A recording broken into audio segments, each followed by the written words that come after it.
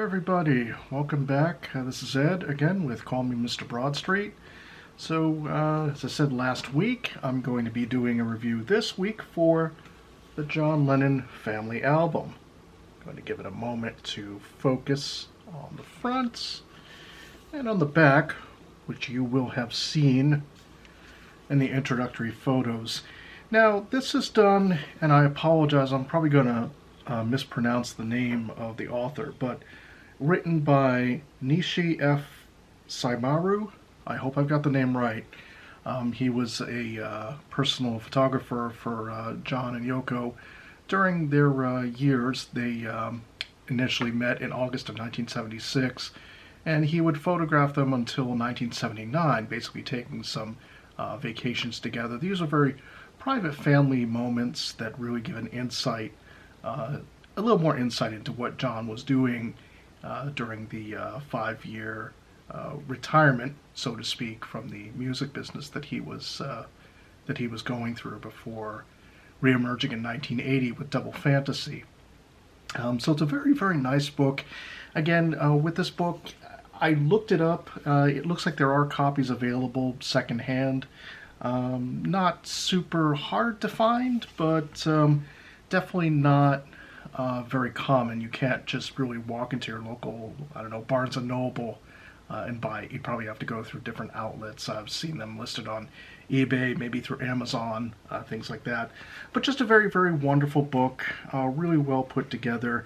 This edition was written in 1990. There's actually 2 editions. There was one released in Japan only in 1982 with a different cover. This is the US version, done in 1990. It has a great essay at the back of the book where Nishi writes about the fact that he wishes this were actually commemorating John Lennon's 50th birthday at the time instead of the 10th anniversary of his passing. Sad to say, but very, very nice essay at the end, and he kind of explains how they met. Don't want to give too much of that away, but just want to go through kind of a few photos, a few select photos from the book. Really worth it for your collection, essential in my view, if you really want to add it to your John Lennon library. I'll start with a first photo, let's see, right here. This is on page 21.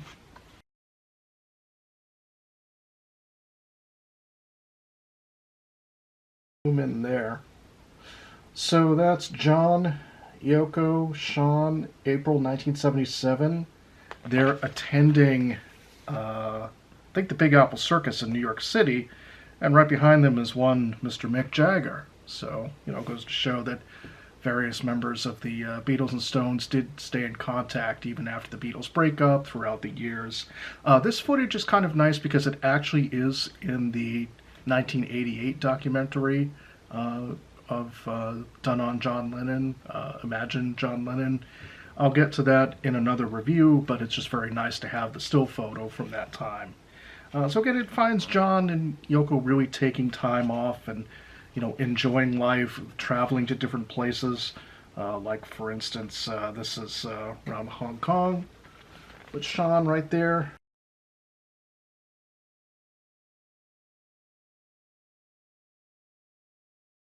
Really, really wonderful photos here. So I'm just kind of going through a little bit by little bit.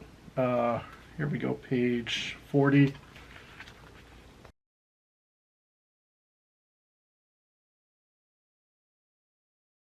But just a nice photo, summer 1977. It's kind of a family photo of Yoko's family. Obviously, that was really the only time that John met the extended family that I'm aware of, at least. So just some really interesting photos. Again, just another photo of the front cover. I like the fact that he's wearing the Working Class Hero t-shirt because 1977, let's see, Working Class Heroes released in 1970. I like to think it's John poking a little bit of fun at himself in a way, not taking himself too seriously. So, you know, it's kind of that.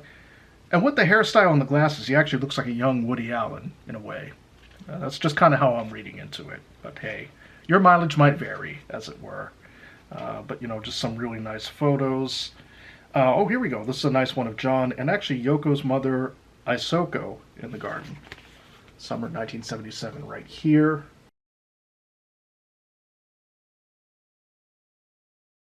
And so again, it's just really nice, intimate family portraits. Let me see what else here. And here we have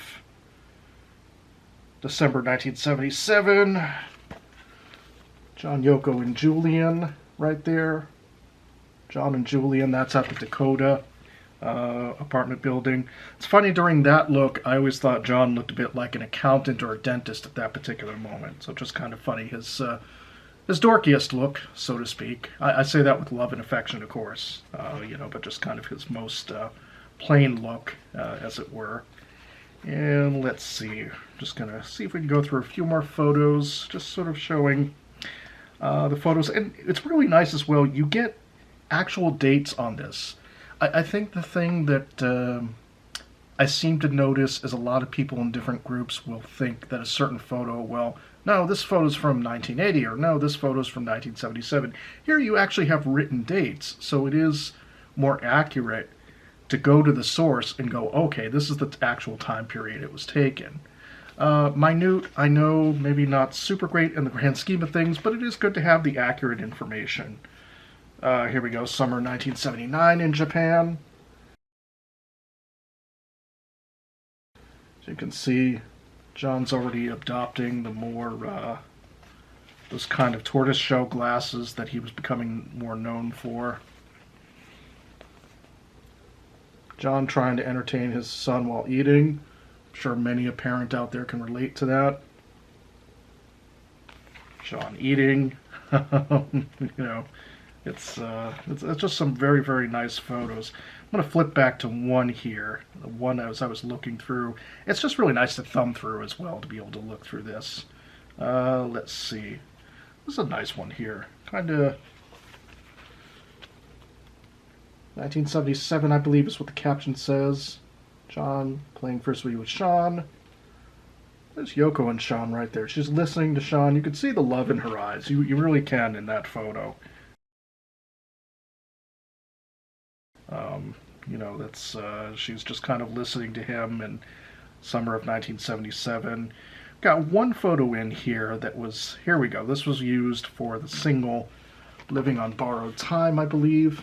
That's John there rocking the fedora. Again, summer of 1977. And Yoko with her glasses looking very, I don't know, kind of disco-looking sunglasses, I guess you could say, with her. You know, just, you know, very, very nice to see they did the portraits together. And let me see if I can just do one or two more other photos. Don't want to give the whole game away here. It's an interesting one from summer of 1979. Again, Japan, of course, as most of these were taken in Japan. Not all of them, though. There's a couple in the beginning from Massachusetts, a couple from New York City. There we go. They're in a restaurant somewhere. Now, I find it funny that the picture itself looks a little bit reminiscent of Linda McCartney. I'm sure that's not quite what the restaurant owners at the time were going for. Or maybe they were, I don't know. But, you know, just kind of some really nice snapshots. And, again, you kind of get that essay in the back. I'm going to show you back photo right here. I think has been seen by a lot of folks. That's kind of a almost otherworldly quality to it at this point, shot through the fog. And I think you got a quick glimpse of the author, at least at the time of the release of this book right here. So again, just very essential for your collection. I really can't recommend this enough. Add this to your collection if you want to really add to your John solo library. There's also another book from Double Fantasy from 1980 from Ken Sharp, Starting Over. Certainly Ken Womack's book, 1980, Last Days in the Life of John Lennon. I think all these books combined give a really good idea of that time period for John. So again, just really nice to add to your collection. Pick it up if you can find it somewhere. I initially found this at a secondhand store in the Boston area. I think for anyone familiar with Boston, Davis Square Tea Stop in Somerville, probably around 2002, I want to say, somewhere early to mid 2002, near a place I was working at least at the time. But again, very good book. Can't recommend it enough. And I hope you guys enjoyed that little trip through memorabilia, through these what were going to be considered private family photos, but obviously shared with the world after such a sad event, but it reminds us of happier times that John was experiencing. So that's it for this week for Call Me Mr. Broadstreet. And again, before I go, just thank you to all the new subscribers, all the subscribers that have been with me. I really appreciate it. Again, if you could just give a thumbs up, like, and subscribe. Always appreciated. Please make sure to mention to your friends. This is a lot of fun to do. This is really good going through my memorabilia collection. Next week, I'm going to do an unboxing of a recent product. It's going to be a little bit of a surprise. It'll be either one of two products. I'm going to leave that a little bit of a mystery. It might be what you expect. It might not be what you expect. But just that will be an unboxing. And then the following week, I'll do a review of that same product. So it'll be an unboxing video for next week, then the week after, the review of that very same product. So I just hope everybody's doing well. Please continue to be safe, to treat each other with kindness, and we'll keep going through the memorabilia together. And please leave your comments below as well. I want to know, do you own this book? Is there a favorite photo that you really enjoy with this book? Are there other books from this kind of time period that you could recommend to me? Maybe I have it, maybe I don't have it. Just any memories of this book would be great. I'd love to hear from it, hear from you, I should say, about this book in particular, but just other books as well, other photo books to recommend from around this time period. It's a really nice glimpse into John's life. So until next time, thank you all, and I'll see you on the next review. Bye.